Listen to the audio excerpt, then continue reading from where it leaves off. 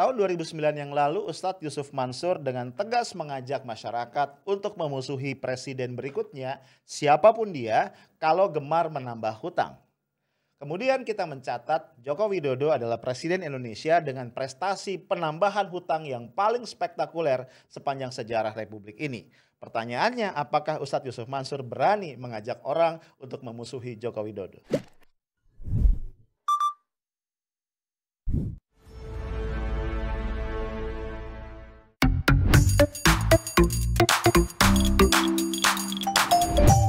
Hai guys, ketemu lagi kita. Hari ini Senin 7 Juni 2021.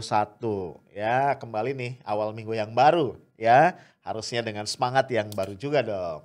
Kita rehat sejenak ya. Senin itu emang selalu challenging bro, tenang aja. Habis weekend ya.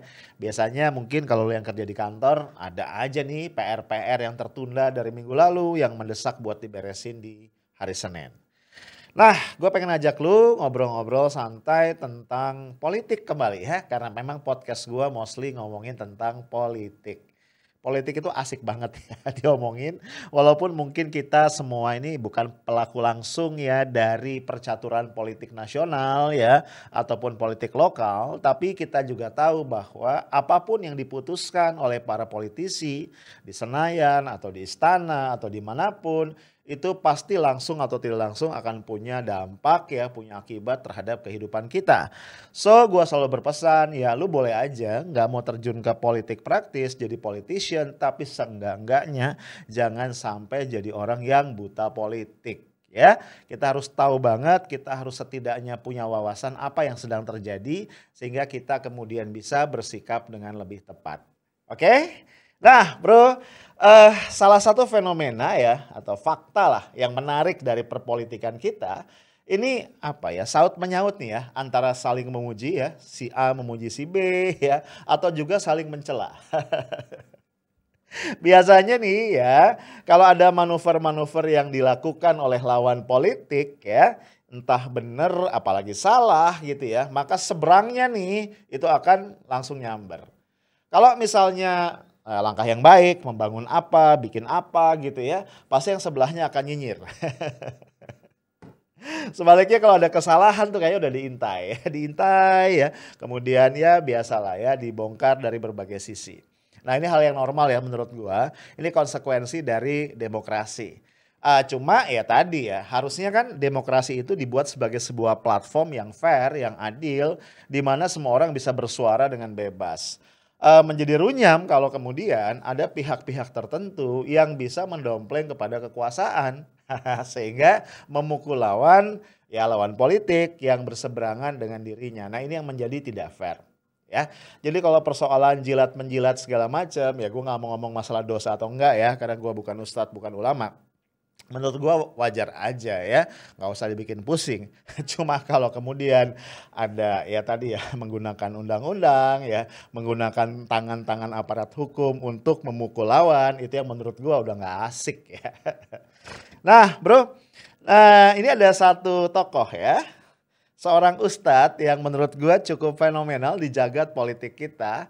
Karena walaupun profesinya ustadz ya, yang bersangkutan ini juga punya banyak aktivitas lain di luar aktivitas dakwah ya, ceramah dan sebagainya. Ya banyak juga aktivitas ekonominya, punya paytrend, udah tahu ya berarti siapa ya. Dan juga yang menarik ya Ustadz ini, Ustadz Yusuf Mansur nampaknya cukup konsisten ya sejak zaman Pak Jokowi jadi presiden. Ini berdiri di sisi Pak Jokowi ya, memberikan dukungan, memberikan support dan seterusnya. Nah, baru-baru ini gue baca tweetnya nih. Dalam tweetnya beliau memuji Pak Jokowi tinggi banget. Dia bilang Pak Jokowi itu memang luar biasa, pencapaiannya itu dahsyat lah. Kira-kira gitu, nih lo baca ya tweetnya. Gue jadi penasaran ya. Ternyata kemudian ya di website pribadi dari Ustadz Yusuf Mansur, dia ngejelasin dengan lebih detail nih ya apa yang tadi ada di tweetnya. Ya dia bilang begini ya. Pak Jokowi memang terbaik. Luar biasa pencapaiannya. Bahwa ada kekurangannya ya namanya juga manusia. Doain Pak Jokowi agar bisa jadi presiden yang baik, pemimpin yang baik, dijauhkan dari segala sifat yang jelek. Izinkan saya mencintainya tanpa pamrih. Maaf ya. Puitis banget. Gua berasa baca surat cinta dari Dua Sejoli ya. Izinkan gua mencintai lu tanpa pamrih. Wah, ini kalau dibuat sinetron dahsyat ya. Nah, dia terusin lagi nih ya. Gua tambah terharu nih, Bro. Asli nih, titip doa buat Pak Jokowi. Pembangunan biar rata ujung ke ujung. Berikutnya pembangunan sumber daya manusia. Pembangunan manusia, revolusi mental. Bangga bener saya sama beliau. Top. Alhamdulillah.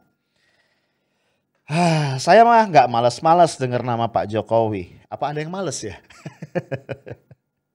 Malah saya tempel sama sholawat. Waduh, luar biasa ya.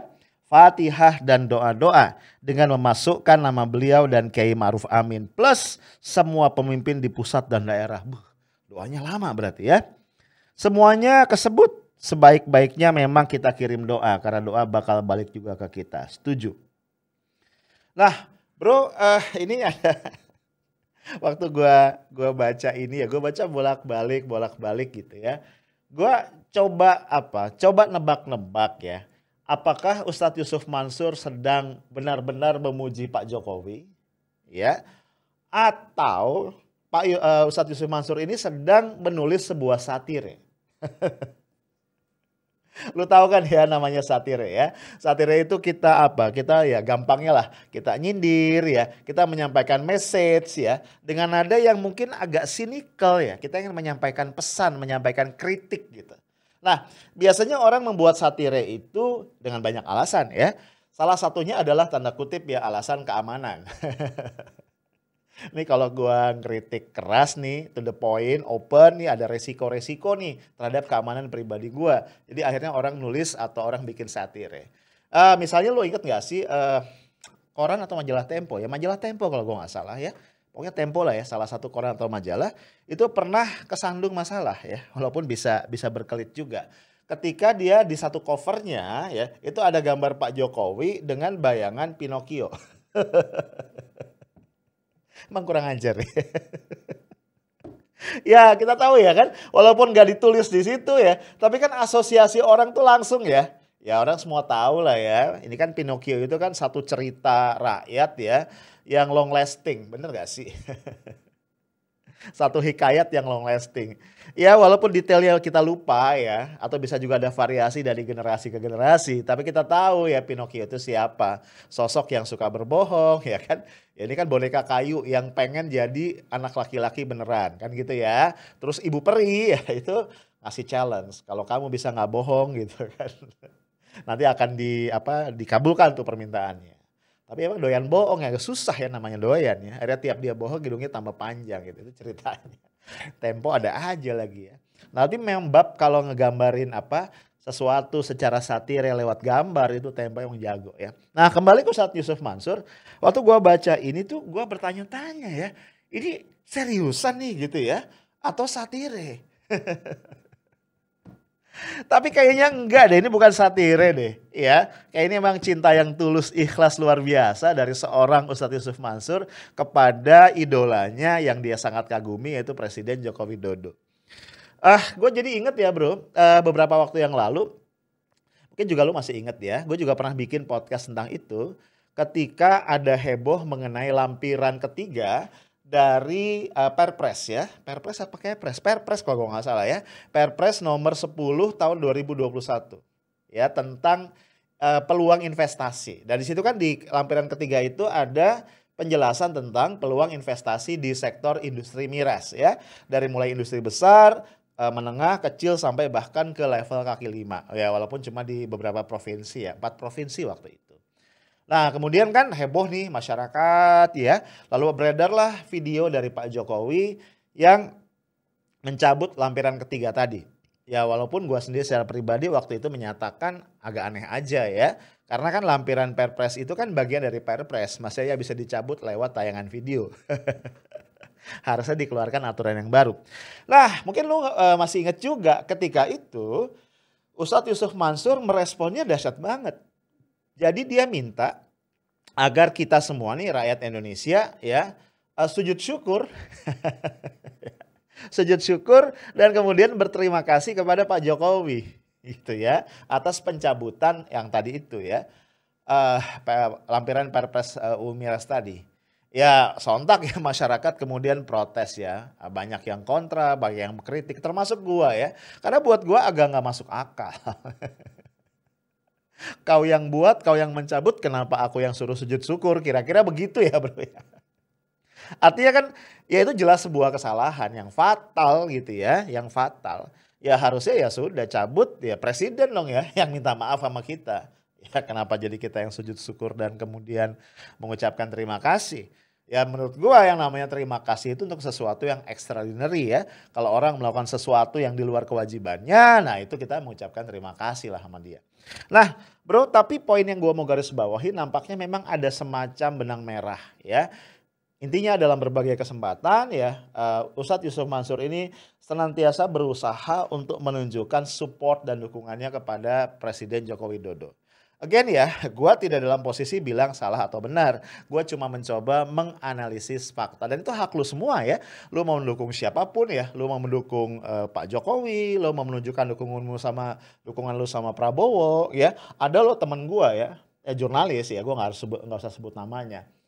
Kan lu tahu ya banyak orang kecewa ya, pendukung-pendukung Prabowo tuh kecewa karena Prabowo nyebrang ya, katakan begitu, masuk ke kabinet jadi anak buahnya Pak Jokowi.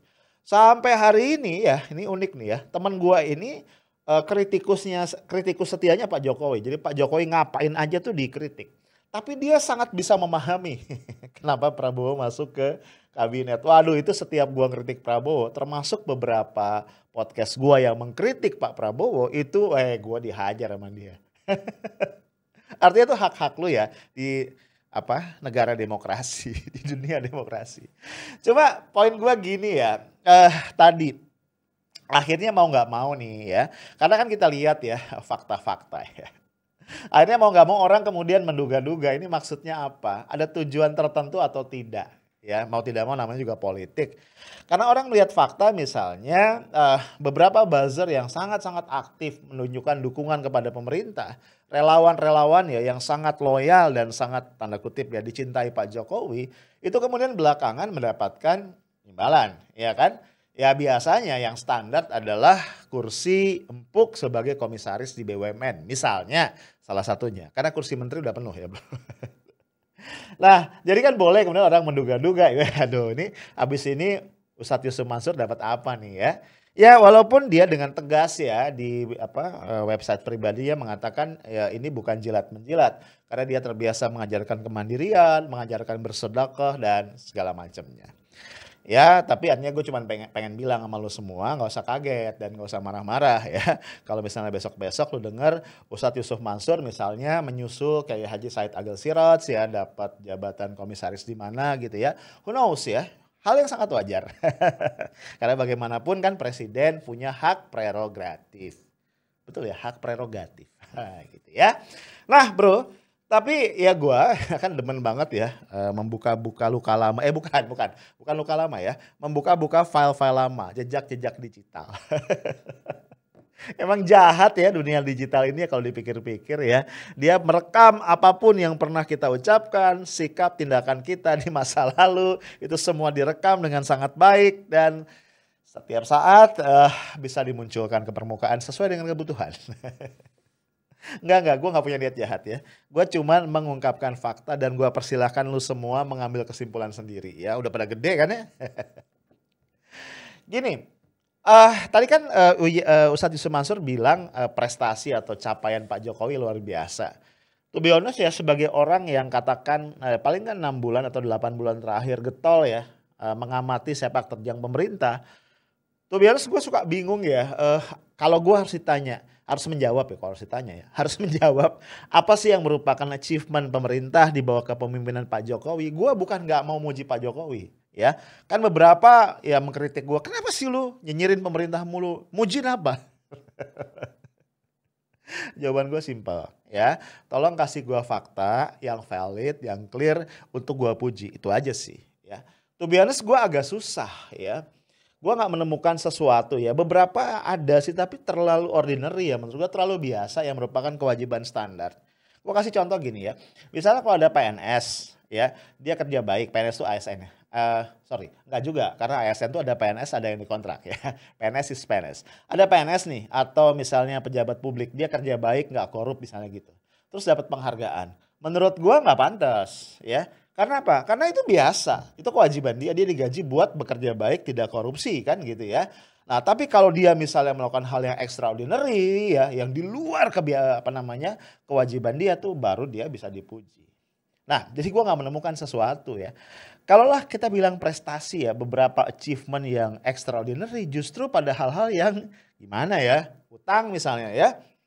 Kan penambahan utang selama Pak Jokowi mimpin itu dahsyat banget ya. Semua presiden ngutang, nggak ada yang enggak. Cuma kan Pak Jokowi berprestasi dalam hal itu. Defisit ya, defisit anggaran belanja, ya kan. Kemudian juga primary balance ya, balance atau saldo primer yang negatif gitu kan ya. Itu prestasi. Jadi gua nggak tahu apakah achievement yang dimaksud Ustadz Yusuf Mansur adalah dalam hal-hal yang kayak begitu. Ya, I don't know. Ya sih Pak Jokowi bikin infrastruktur, tapi lu jangan lupa begitu banyak infrastruktur yang dibangun itu yang kemudian mangkrak dan tidak berfungsi dengan baik. Salah satu yang paling fenomenal yang pernah gua omongin juga kan Bandara Kertajati ya. Kemudian kereta cepat kereta cepat di Palembang ya. Kemudian juga kereta Bandara Suta misalnya. Ini kan beberapa yang cukup memorable ya. Nah guys, akhirnya kalau kita tadi bicara salah satu prestasi pemerintah adalah masalah hutang yang sekarang sudah mendekati mungkin 7.000 triliun. Dan beberapa peneliti Indef memperkirakan kalau Pak Jokowi sampai 2024 itu bisa lebih dari 10.000 triliun. Gue jadi ingat ya, di tahun 2009 ya ketika di masa jabatan Pak SBY, 2009 itu berarti menjelang akhir periode pertama ya, atau udah masuk periode kedua tuh ya, dari jabatannya Pak SBY, itu ada seorang ustadz yang ceramah, keras, marah-marah ya. Dia bilang negara Indonesia tuh negara utang. Gitu ya. Dan dia mengatakan kalau besok-besok dia ada presiden baru yang hobinya ngutang kita musuhin. Ya gitu kan. Dan yang ngomong begitu kita lihat ustadz siapa? Yuk kita nonton videonya. Sekarang semua apanya ngutang. Emang nih Indonesia dicap sebagai negara yang punya utang ya, 1.200 triliun, belum termasuk di jumlah utangnya dia, utangnya saya, utang kita semua. Baru utang negara 1.200 triliun. Kenapa? Karena negara ini negara yang lemah. Negara lemah saya bilang. Apaan tuh? Dia pinjam sama negara asing. Ketahuan kita banyak nih duitnya. Kenapa sih kita nggak dagang? Usaha. Jangan utang. Udah gitu celakanya, bayar utang pakai utang. Kalau presiden yang besok nih, kalau emang dia bakalan yang ngutang, siapapun nih presidennya, mau nanti Mega yang jadi kek, mau nanti SBY yang jadi kek, kalau yang jadi Yusuf Kala kek, kalau sampai nanti dia berutang, kita musuhin.